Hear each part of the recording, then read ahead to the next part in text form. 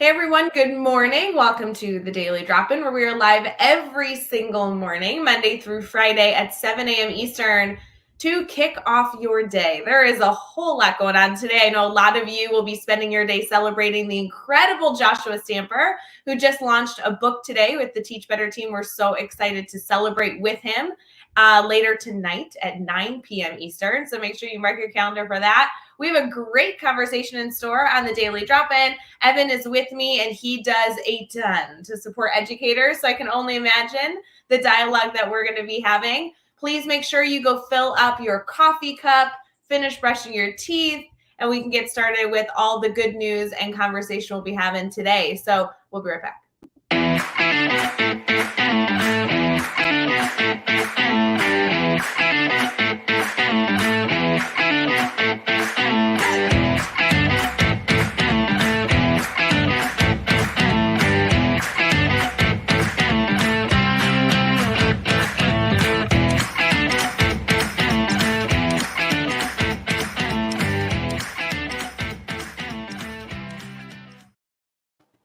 Good morning. Good morning.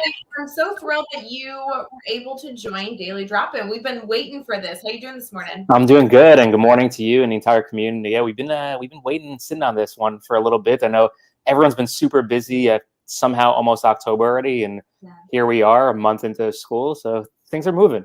I know. And people, starting your morning off is so important. I love that people choose to be a part of Daily Drop-In. You especially, because I know we had been talking via Twitter and made some great connections. We had a Zoom call that was so fun. And now the day is finally here where we get to kind of introduce you to the Teach Better community. So I'm so appreciative that you're up bright and early to celebrate with us. I appreciate it. Yeah, absolutely. And these days I have kind of a human alarm clock. I have a 6-month-old. So 7 a.m. Eastern, we are alive and kicking in our house already.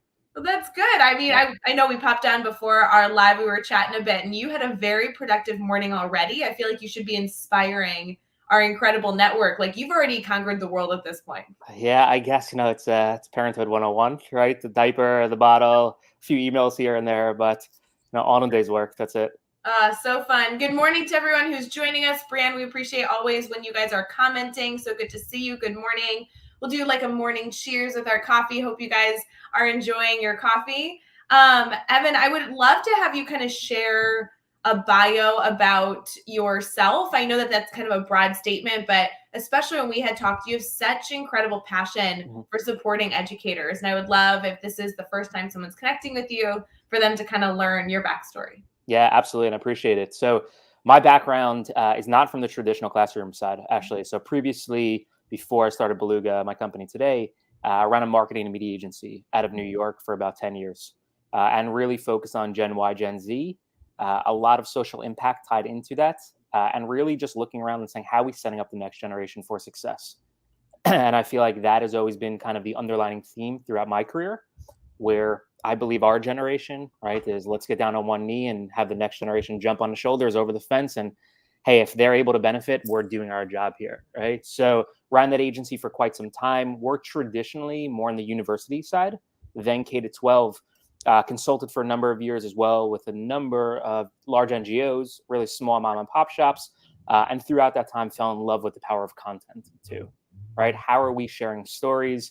My career really started when this little thing called Facebook and Twitter first launched on the scene. I've heard of it. I think it's some sort of thing on my phone, right? Yeah, it's cool with the kids these days, apparently. And the kids these days meaning like baby boomers, right? I feel I was gonna say like not. Yeah, like completely offbeat on that one. But really looking around and saying, hey, how are we able to share stories and perspectives and really influence others? And that has always kind of been one of those things that I was instantly attracted to. And about 6 years ago at this point, started just looking around the world and personally having conversations about what's going on, right? At the time, U.S. election taking place, our previous one in the U.S., a lot of groups divided and was just having conversations with a lot of friends overseas, them asking, hey, what's up with the U.S.? Politics, gun violence, race, religion, etc. Everyone's personal politics aside, right? I think we could all agree the media pours gasoline on that fire. And how are we really providing valuable information to the next generation to give them perspective, gratitude, empathy, etc. And that's kind of led us to Beluga here today. So Beluga is kind of living, breathing ecosystem We've definitely taken a page out of the streaming platforms, to say the least, where we believe quality over quantity of educational content every single day, and how we serving up students is rich organic content in streaming format that's familiar, from different organizations worldwide, like the United Nations, UNICEF, Duke of Edinburgh Awards, really small organizations as well that might protect the elephants in Tanzania, might be building chocolate factories in Belgium, but really focused on that curiosity and creativity first, then syncing over to core subject area curriculum and standards so it could be used in the class, and then finally providing a social layer, right? So not only siloed learning where I'm consuming this on my own, but really able to connect, communicate, and collaborate with peers locally and globally. So there's a lot to unpack there in that quick drop for you. But more than anything, it's about setting up the next generation for success. Mm. Yeah, it's really too bad that you don't have any passion for this. Like, it would really, I think it would come across better if you like actually did something with your day. Just Yeah. Right. It's so funny you say that, because I was talking to someone the other day and they're like, hey, should I get into education? Right?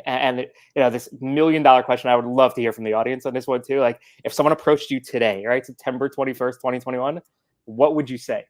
And my answer was, if you have a passion for helping people, right, and going up against the big giant, which we all are, whether you love the process or you hate the process, right? There's a lot of red tape that has taken place, and it still remains to this day. But changing one life could really make the biggest difference, right? So I think educators, are the heroes, right? I have a special place in my heart for educators. My mom was a teacher for almost 30 years, retired right before the pandemic started, which is go mom on that one, right? But really looking at it from that perspective, it's not easy, right? These days, especially. So my answer is, yeah, we need as many people as we could get here, right? Because we are losing people, and that's a scary part in the industry. And the population growth is not slowing down necessarily, and we really need to start supporting our kids. So yeah, we definitely have a passion for this, to say the least.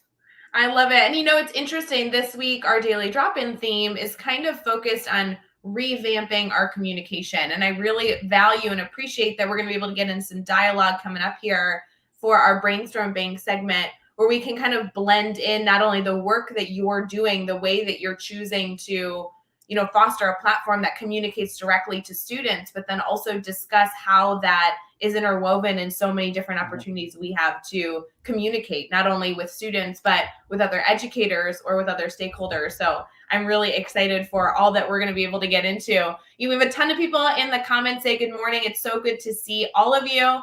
We have Evan Shorts joining us, and we are going to dive into so many different things as we continue through our day. Evan, today is a big celebration. We have a member of our Teach Better family who's publishing a book. It launches this morning. So we're very excited for Josh. Shout out to Joshua Stamper. If any of you are on social media this morning, make sure to go tag him and celebrate this massive moment in his career thus far. Evan, I don't know if you're connected with Josh, but he's kind of a rock star. We assume this won't be the only thing he does in his career we're celebrating, but definitely a big moment today. So just a reminder for those of you who are popping in, that we will continue our celebration, not only all day long, but also tonight we'll be raising a glass to his big accomplishment at 9 p.m. Eastern. So we have a lot to talk about, but Evan, we have a bunch of people saying good morning outside of the work you're obviously doing with Beluga, which we're going to dive into here in a little bit. You shared that you're a father. Will you tell us a little bit about your, personal life? You're located this morning in Toronto, but I know you jump around. So what does your day-to-day look like, with not only with work, but also where you're located in the world? Yeah, absolutely. And normally I am on the move 24/7. This baby has grounded us, to say the least. My wife is an entrepreneur as well. So we've been together for quite some time, and I've seen, the journey on both of our ends, and, just love the work she's doing. She's the monster in our house, I say. Like, she's just a huge rock star. But born and raised New Yorker, split my time currently between New York and Toronto.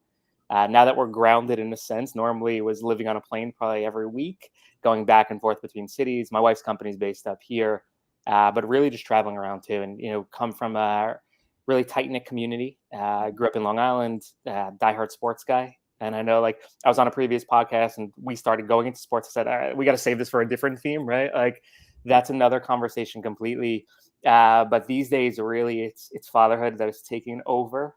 That is the number one thing. I think that's the gift that we have throughout this pandemic. Is normal times I would not be able to stay home like this and really see this little guy grow. So it's just been an amazing 6 months so far.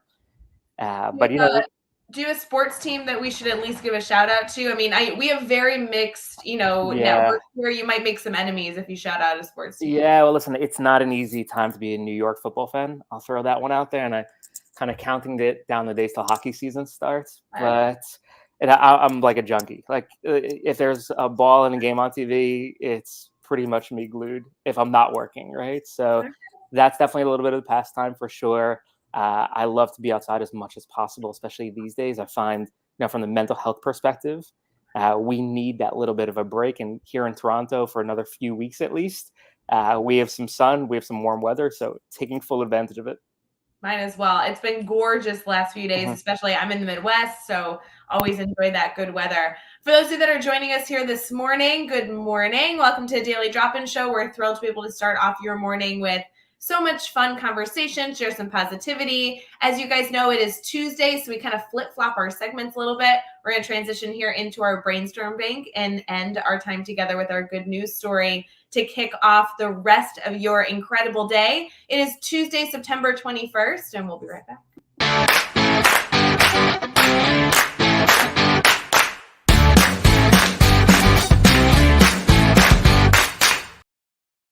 All right, as you guys already know, this is where we talk shop. And Evan, I know you came to talk shop, so we have a lot that we're going to dive into. Obviously, it's always wonderful to be able to connect with our community in the comments. So thank you for those of you who are already jumping in saying good morning. Got Patty here, Debbie, Karen, Sandra. It's always so good to see everybody jumping in bright and early this morning.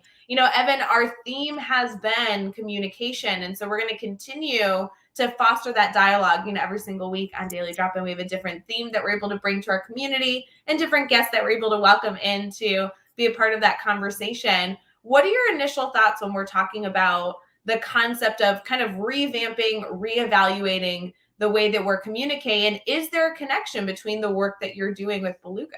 Yeah, absolutely. So I think Beluga is built on communication, right? That to me was always the missing piece in education is we're learning siloed, right? Whether digital, physical, it doesn't matter. Like I still remember when I was in school and, people are huddled around the test like this with one arm. It's like, what's going on here, right?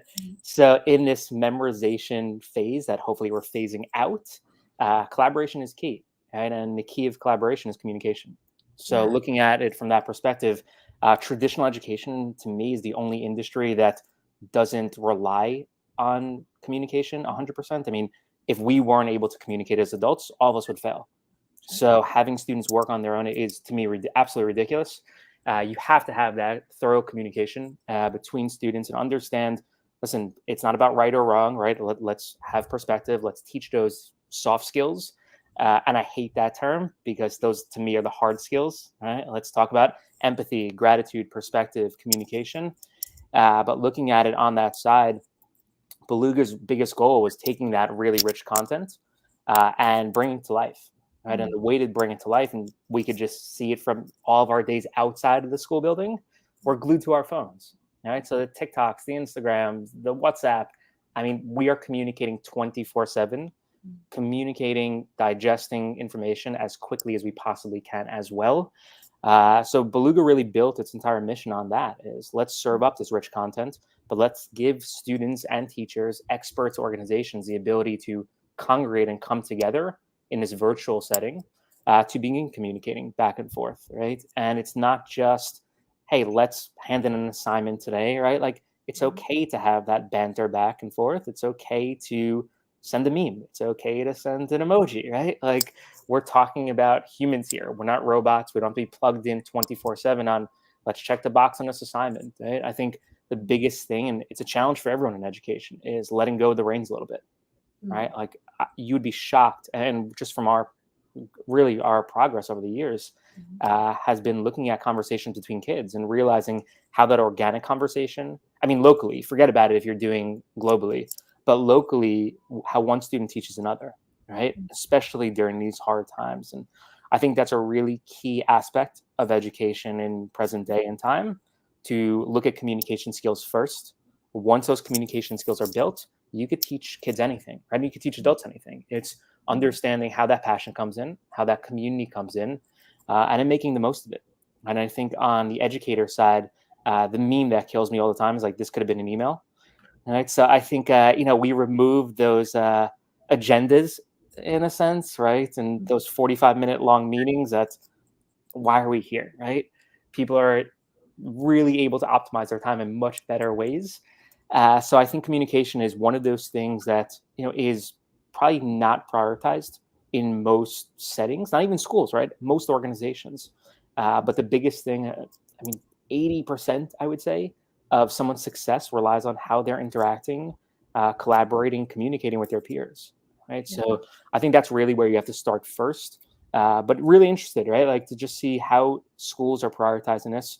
What does it look like on a teacher side after 8 periods in a row, 3 meetings, right? And going home to a family? Like you don't really want to communicate 24/7. You just want to unplug, maybe a nice glass of wine or something to relax a little bit, right? But at the end of the day, it has to kind of take the weight off. And I think, without doing it in a formal process, but having it so natural as all of us are just communicating with our peers, friends, and family every day, like this is the age that we're living in, right? Like we live more on digital than we probably do in physical these days, which is a weird thought to say the least. But it's just one of those things that we need to really start prioritizing and looking at different forms and what's succeeding and what's not.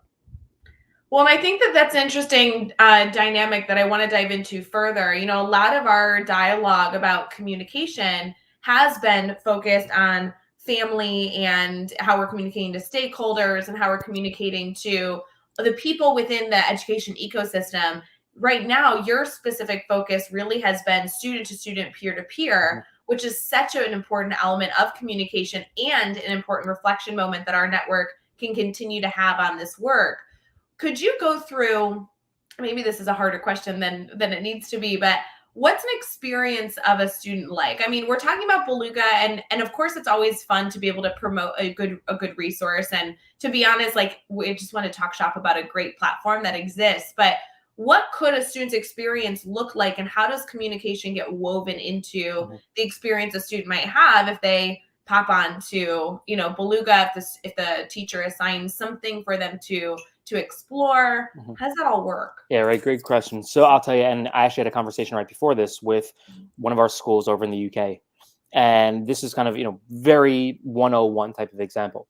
But their big project this year is clean water, right? So they're looking at it and saying, hey, we're using our traditional resources, right? We're using the textbooks. We're going to websites that are active. We would love to bring in guest speakers from our own communities, but it's limited, right? Especially these days. So one, how are we scratching that itch from the enrichment side, right? How are we providing deeper learning and content that touches upon clean water in multiple regions? So we have groups that we work with in the States that are focused on indigenous land and lack of clean water resources. We're focused on or connected with groups that we're working with in South Africa that are discussing day zero, right? And what happens if there's no clean water. And it's crazy to us, right? As we drink our coffee and teas and say like, oh, this morning, took a shower. Like, what do you mean no clean water, right? But this is a real problem for people taking place worldwide. So our biggest goal is to bring that perspective directly to the learner. And the learner could be an 8-year-old kid. The learner could be a 50-year-old teacher. It does not matter. So one, how are we serving up this rich content first, right? And just understanding, let's really give you a perspective and do it in a format that you're comfortable with. So we want to take that, Netflix for education approach, right? I'm very public about this. We have Netflix envy on our side. It's like to the fullest. And it's not just because we love Stranger Things and Ozarks, right? It's really because how they changed how we digest information, right? Like they took the Blockbuster experience, which I loved. Don't get me wrong. Like going on a Friday night, let's pick out a movie, popcorn. This is awesome stuff. But they took it and said, no, this is when you want it, where you want it. And it's really impressive, right? To try to really wrap your brain around how we could do that from an education perspective.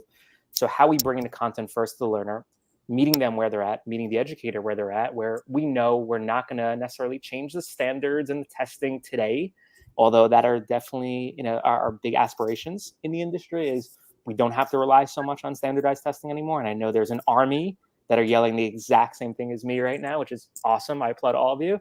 But then doing so, how do you start providing that perspective? So a classroom in Toronto or a classroom in Chicago or the UK, right? We're pretty fortunate. I could turn on my sink or shower or go to my fridge and get clean water in 2 seconds. So it's really tough to hit from just a traditional lesson plan perspective on what does this really mean if we don't have clean water? And that's where that communication comes in 24/7, right? Where we're able to link directly to other classrooms, other experts, other educators to really provide that aspect of, no, this is what people are going through. And they look like me, they sound like me. And Rae, I'll tell you, one of the most interesting things to me about Beluga's network is I would probably say 30 to 35% of our communities have not traveled 50 miles outside their hometown before. And it's mind blowing to think about. I mean, forget about it now, right? Pandemic is just a wild card in itself. But prior to the pandemic, you're looking at a very specific bubble, for better or worse, right? And it's high poverty, it's affluent, it's different races, religions, and all different types of bubbles. But there's a really big world out there, right? And if we're able to showcase that, even in a sliver, right? I think we could all remember at least one moment from our own K-12 experience where we're like, wow, that makes sense, right? Like I'm really, really excited about this. And in doing so in this format today, where again, we're all communicating 24/7, how do we start providing our feedback and reflecting and understanding, well, John in this community doesn't have clean water. Like, no, this doesn't make sense, right? I need to learn more about John and understand him. And then not only today, but how do I carry that with me tomorrow, a week from now, a month from now, 10 years from now? And I think, that seed could really, blossom into something pretty impressive.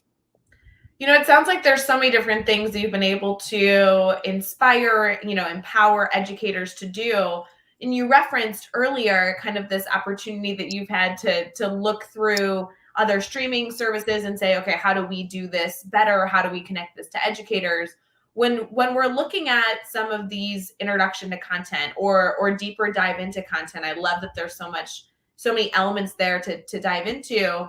The concept of clean water, is this something as an educator that I'm pulling up a clip and I'm like, hey, this is somebody that we should connect with. This is some sort of story that I'm able to share in this video.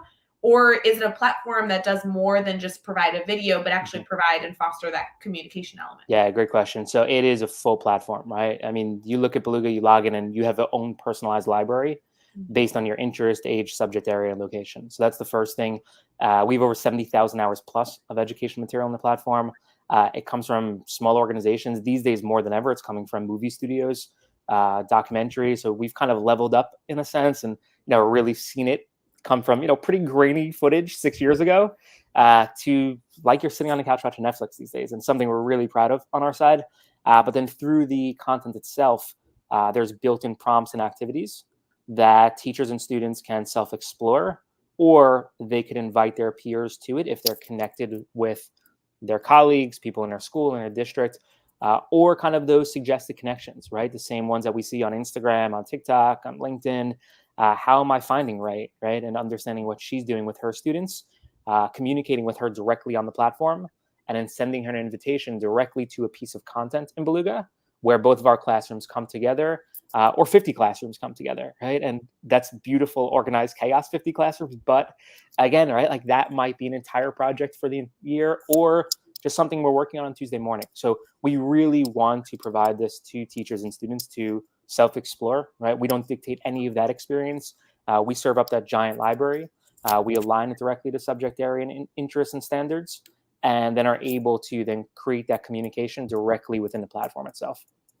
So I'm going to ask a dumb question, because I promise our network always that I will always ask the dumb questions of the group. But like, what? So this costs like $1 million a month for me to figure out. Like, I have to know that, because truly, as an educator, right? It's 6:30 Central almost right now. You're listening to a very, very successful entrepreneur who's supporting educators. You're traveling from Toronto to New York. You have an incredible family. You're clearly very passionate about this opportunity that you feel very strongly needs to be in a progressive 21st century classroom.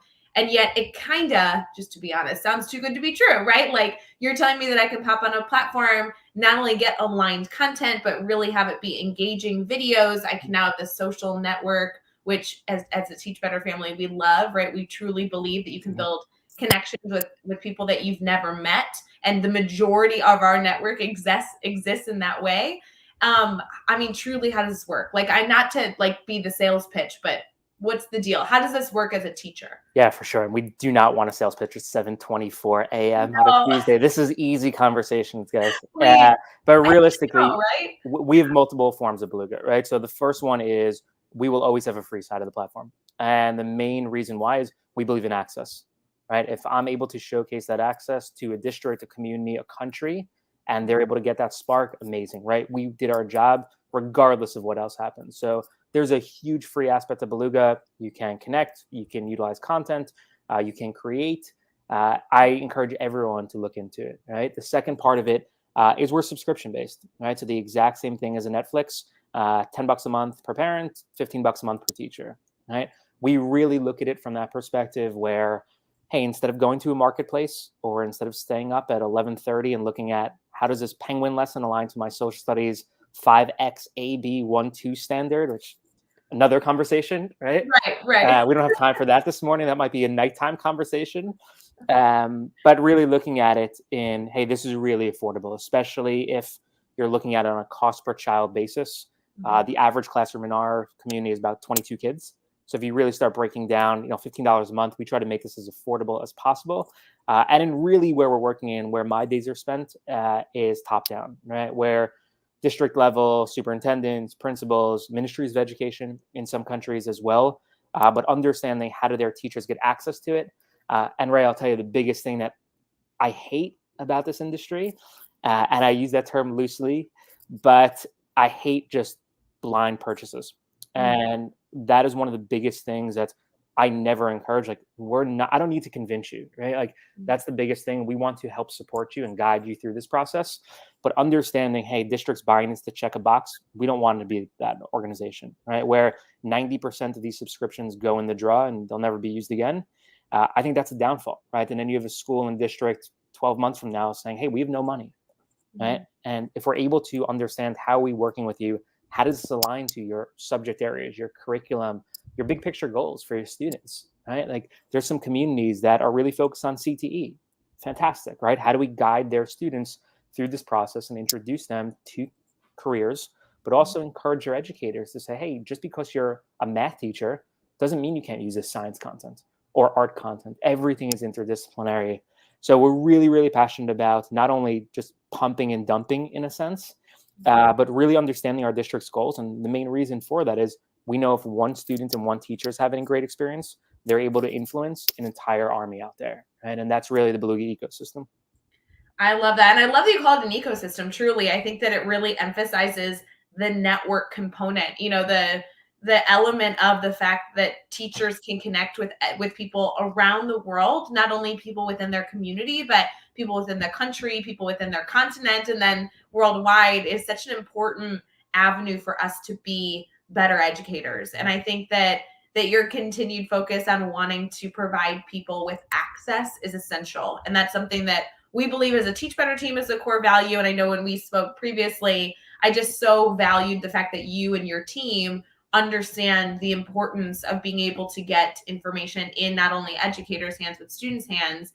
And as you continue to obviously grow and develop, if the subscription makes sense for somebody, fabulous, go for it. We all have our own subscriptions we pay for. Netflix is a great example. But I love the opportunity that we have here, that regardless of your communication style, regardless of your funding this year, this is an easy way, a free way that you can begin delivering content to your students in a medium that you may not be utilizing, or even may not be utilizing to its fullest extent, which I really, really appreciate. Yeah, absolutely. And Rae, I'll tell you, like, from the Teach Better side too, right? Like, you guys have the exact same MO as us, right? Is looking at it and how do we foster that community, especially during these hard times. And I think that's one of the biggest challenges possible. I mean, there's some districts that are saying, hey, we have to get this content in. We have to get this type of programming or professional learning right on your side. But we're still facing that red tape, right? And we have to fill out this stack of forms, or we have to go to next budget season. And, those are the things that I think as an entire industry, we need to just be better at. Right? Like, it's unbelievable how we're robbing teachers of their creativity, but also robbing kids of their time. And I think that's a really interesting fact is yeah, we get budget cycles, right? Like we know this year there might be less budget than normal, right? There's a lot of essentials that came into place, and that's a good thing, right? Like let's protect our communities first, because if they're not, none of this software matters. But then looking at it from that perspective on how do we make better decisions? And I think not only from a budgeting perspective, but what programs are we using, right? What methodologies are we using? What pedagogy are we going to? So I think that's where organizations, like both of ours, honestly, and individual teachers as well, are able to really shine. I love that. Evan, we speak a lot on the team, and especially during daily drop-in, especially when we're talking about communication, on the use of video. And this is something that I'm very passionate about. Truly, I'm so confident you know more than me. But this is something I really love, that we're able to discuss on platforms like this, the opportunities we have to communicate, not just through messaging like an email, but to make a quick video and have that be the way that we communicate with our stakeholders. I know in the past, and there's a few blogs that teach better about like creating a video and putting the highlights in the email, but the hope that the parents could click on your video and see the educator's face and hear the educator speak. And there's so much value in the medium itself. But when it comes to your videos on this platform, I guess I just have to know, do you guys have a required length of time that those videos are? We always recommend videos are short, but depending on what you're consuming, maybe that doesn't necessarily fit with how you guys have it structured. So what's the video length? Do you focus on that at all? Yeah, say it's interesting. So we've gone back and forth, to be honest. Okay. Like we started out a little bit long form video, but short form we know now, especially when Zoom fatigue and screen fatigue is a real thing, right? Like I don't need to see more Zoom invites in my inbox. We're tired, right, of that. But looking at it from that side, short form content is just king right now. Right? I mean, you could see it in TikTok. You could even see it on Instagram. You could see it in documentaries, right? Like this really quick hitting content performs really well. What we've done in Beluga, to give an example, like this morning, we just got a new documentary in all about refugee camps actually in Syria a few years back. And this group in the US actually went to live there. So it's wild stuff. It's about an hour, 12-minute long documentary. It'll be on the platform probably within the next 2 weeks. But anyway, we're not going to just throw that hour-long documentary into the platform. What it'll break down into is 8 to 10 different episodes. Okay. So, the Netflix type of approach, right? And the mentality there, we'll cut it into pieces and do, 4 to 6 minute clips realistically. But then look at what type of prompts, what type of activities are built into this piece of content itself. And there's no PDFs, there's no PowerPoints. You're not uploading this to any other platform. It's directly in the video, these activities. So with that said, how do you take a 4 to 6 minute clip with these activities, supplemental content, communication? You're looking at a 45-minute lesson plan, right? So it's really interesting how you're able to kind of repurpose content. So video to me is the base, right? Like we're at this time now where if you're not doing video as, your lead, you're probably missing the boat in some way, shape, or form, just because it's so accessible. Not everyone's comfortable on camera. We get that, and you don't have to be. But from an organizational standpoint, we are digesting so much video content every single day that short form has to grab your attention. But the biggest thing that we do is we look at video as our base, right? Where how is this initial video able to spark something different, right? And level up or even level down in a sense, more content creation. So within the platform, through these activities, learners, and I say learners because it's students and teachers, are not only able to respond with their own videos, but with text, audio, image, and drawing as well. So while we love video and why I bring this up, it's multiple modalities, right? And I stress this to everyone. You don't have to be great at video, right? If you want to write a blog, right? If you want to paint a picture, paint a picture. Take this amazing Instagram photo, create a podcast, right? Like we're doing right now. So I think the modality is key, especially to the creator, but then also looking at how this could be repurposed, right? Like our daily drop-in right now can be a video on YouTube. It could be an audio clip on Spotify. It could be a short form advertisement on LinkedIn, right? Like you're looking at content and really able to mold it through all these platforms these days. I love it. And just to confirm for our Teach Better community, all those things are currently happening. So if you are catching this right now, streaming on Facebook, YouTube, Twitter, and Twitch, I mean, it's funny, like a lot of what we're talking about is truly what we are currently doing, right? Bright and early in the morning, we're all choosing to get together, engaging in the comments, having dialogue on video. And then we will not only share this out, obviously, on the platforms that we're streaming to currently, but we will like cut this up into clips to make sure that we communicate with, certain elements of our network that want those shorter segments, or use it where you take like a fun highlight from a video and say, hey, this was the key point, and then use this and hopefully foster future discussion. I mean, that's a continuous conversation that is not only quote unquote something you see in marketing, but it's actually how we consume. And I really, really love that we're able to kind of bring in these real world opportunities when we're all sitting on Instagram or TikTok on our free time, and actually bring those into experiences that we can offer our students to foster a more collaborative and dynamic learning environment. I think that it's very, very cool that your focus within Beluga is on the opportunity to bring in multiple types of media into the classroom. Because you're right, short clips and long clips has their space depending on what you're working on. No doubt about it. And, right. I mean, like our big picture vision is this is what education is, right? Like it doesn't have to take place in a traditional classroom with 30 seats and desks all lined up. Like that's my nightmare right now, right? But looking at it from that side, right, it's like if we're able to understand these short clips and multiple mediums and multiple modalities, right, like everyone becomes an educator and everyone becomes a learner. And that's really interesting to start thinking about is like, where can we understand learning is happening here? Or is it happening over there? Who is it happening from?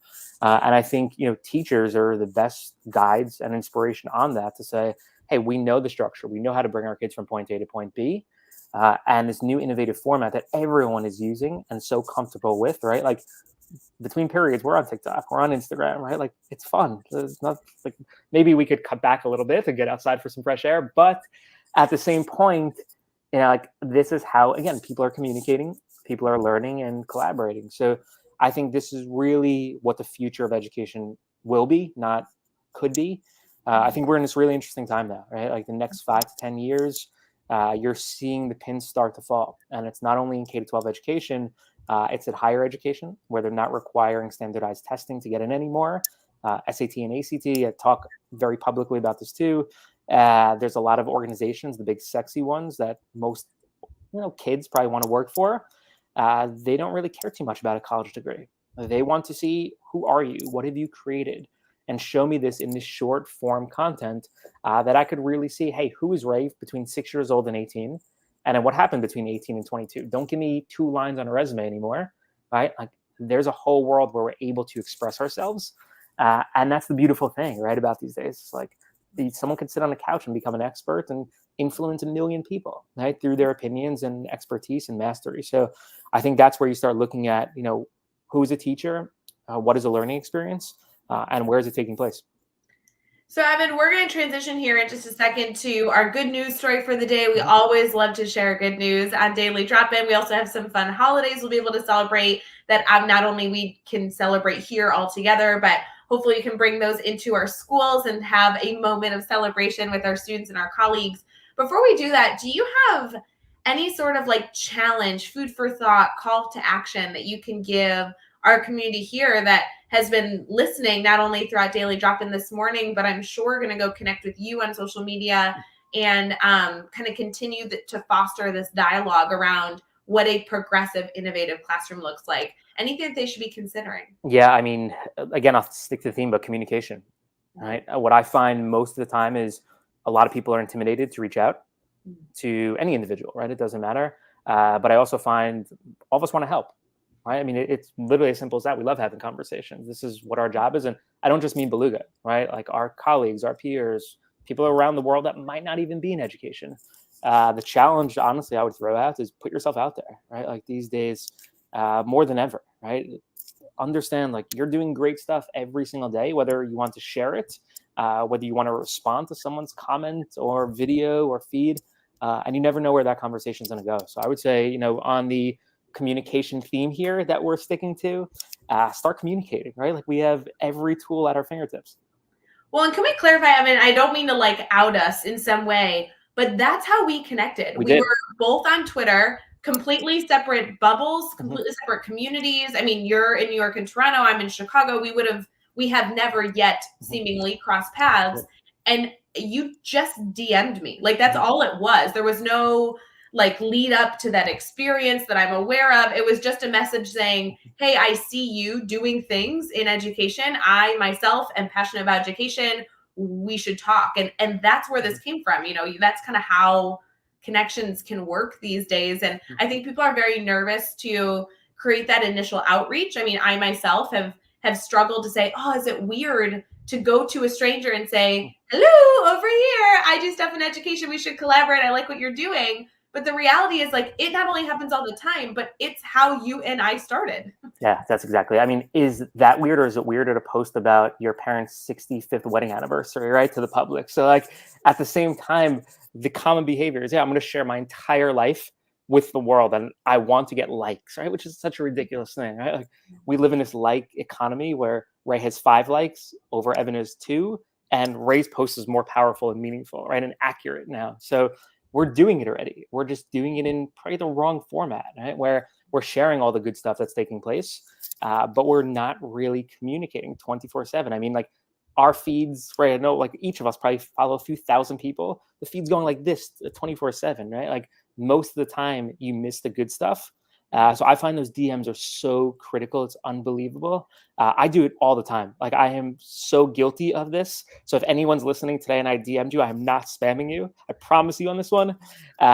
Really just like, hey, I caught wind of some of the posts. I see we have 20, 30, 1,000 common connections.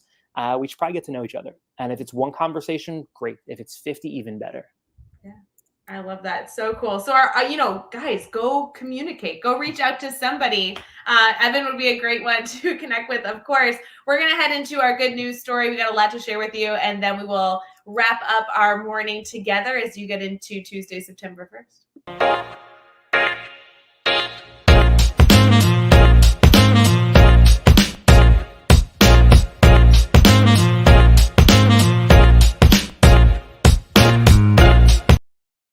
Good morning. Good morning. We love the conversation so far. It's been so fun to see everybody in the comments. I know we have Namili here and Megan Wells. So good to see you.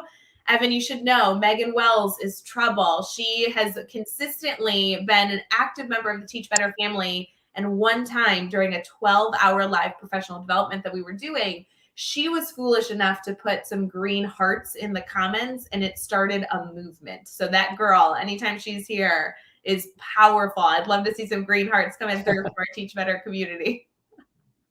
We have a lot in store for our celebrations today and our good news. Evin, I thought we'd first start with some international and world holidays going on today. Some of them I think could really foster some great conversation in the classroom. I don't know if Beluga has content that supports these concepts, so maybe we could dive into those. Yeah. The first one is that it's International Peace Day, always a good thing. It's also World Gratitude Day and World Alzheimer's Day. So we are able to kind of look at a few different pieces there of our celebration, possibly bring that into our classroom in some way and foster some good conversation for our network, which is always a good thing to do.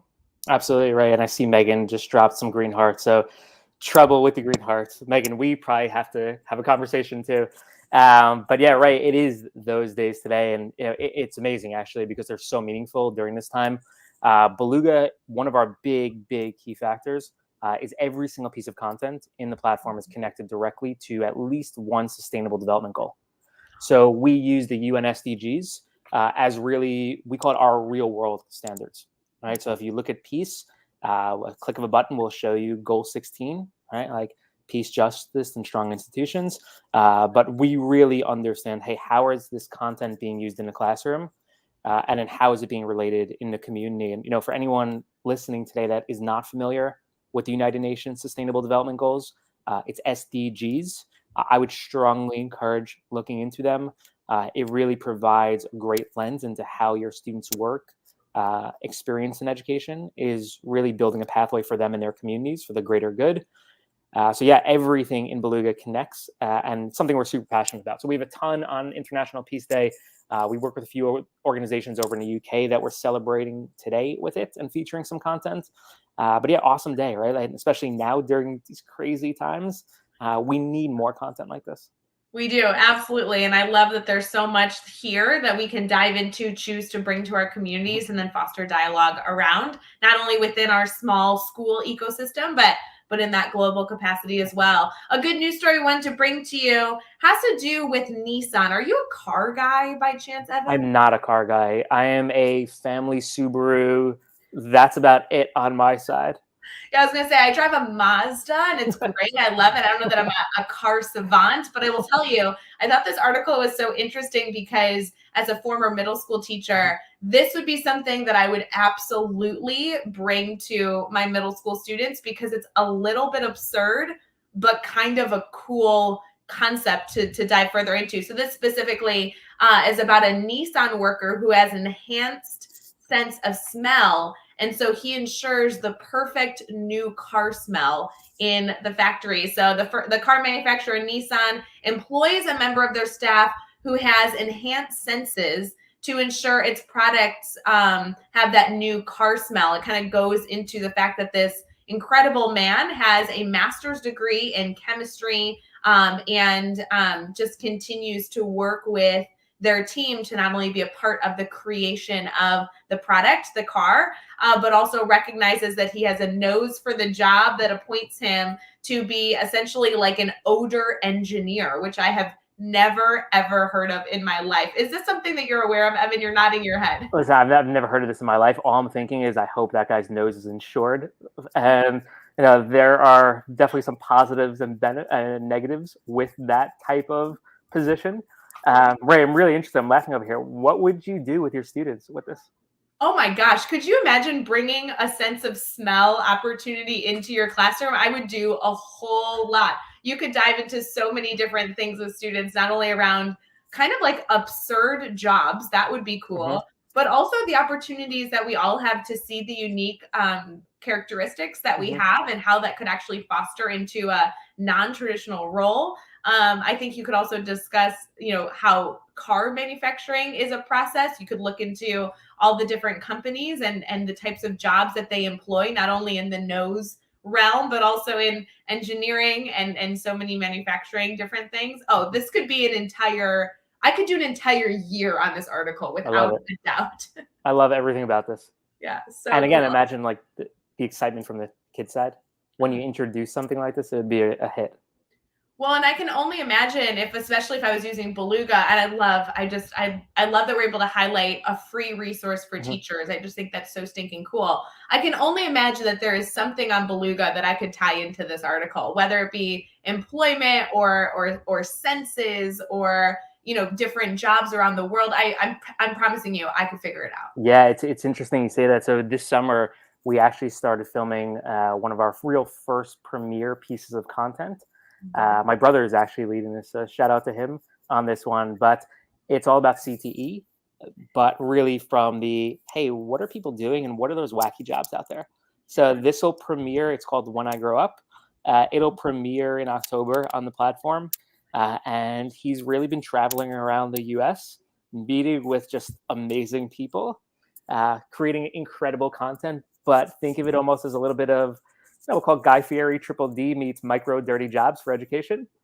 But yeah, for sure. I mean, like those types of jobs are exciting. And as crazy as it might sound, right? Like if I told my parents 20 years ago before I went to college, hey, I want to smell things when I grow up, right? I'm going to be this expert smeller. Like, what would be the reaction? Meanwhile, that guy is probably killing it from a salary perspective. Like sits in an office, smells things all day. I'm not knocking it all. It's probably a very difficult job in its sense.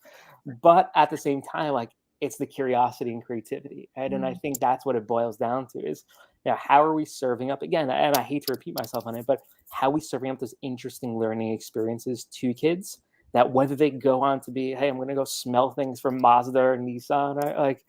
Or I'm going to be an astronaut, right? What is that seed? And I think that's so important, that little seed and that spark. You never know where it's going to come from. So it's as funny as it is, and I'm glad we're able to discuss this early in the morning to start the day because it's a good foot. But looking at it, right, like it's just that little spark. And I think that's the biggest thing from an education perspective, especially now, right, when things are so hard, is we have to continue introducing these things. Yeah, it's funny. I used to do a lot of work with my students on how to do interviews, all the pieces like that. It'd be really cool to do an activity where a student had to be interviewing for this nose job for Nissan. Like, how would you sell yourself? I think that would be such a cool. I love it. There's so many different layers to take this in. Evan, I really enjoyed our dialogue. It's always so fun to talk shop with you. I'm excited to continue this connection and also hopefully have our Teach Better family stay connected with you. Mm-hmm. Before we end today, I want to give a quick reminder to our Teach Better family to send a massive moment of celebration to the incredible Joshua Stamper, whose book is launching today with EduMatch. We are very excited to be celebrating that tonight, and we're kind of doing the bat sign in the sky, like calling all family members. We need to see you at 9 p.m. Eastern tonight with some sort of favorite beverage. You choose what that looks like to you, but we're excited to raise a glass to Josh later this afternoon with some fun surprises headed to everybody. So we really would appreciate if you would set an alarm right now, document it on your calendar, that we'll see you tonight, same space, Facebook, YouTube, Twitter, and Twitch at 9 p.m. Eastern. Evan, if our community wants to connect with you, the work you're doing, the incredible team you have, is Twitter the best? Can you give us your handle? Twitter is definitely the best. I'm glued 24/7 on there. So my handle is at Evan Schwartz. It's easy when your name is spelled differently, so it's EVIN. But yeah, reach out, connect. I love having these conversations. And feel free to check out Beluga too, right? It's beluga.org. It's a free platform, and we encourage and look forward to everyone learning about the world with the world. So cool. Thanks for everybody who was able to join us this morning, or even if you're listening after the fact as an episode of Teach Better Talk podcast. We appreciate you being here. Please enjoy your last sip of coffee, and we wish you nothing but an incredible, incredible Tuesday. So thanks, guys.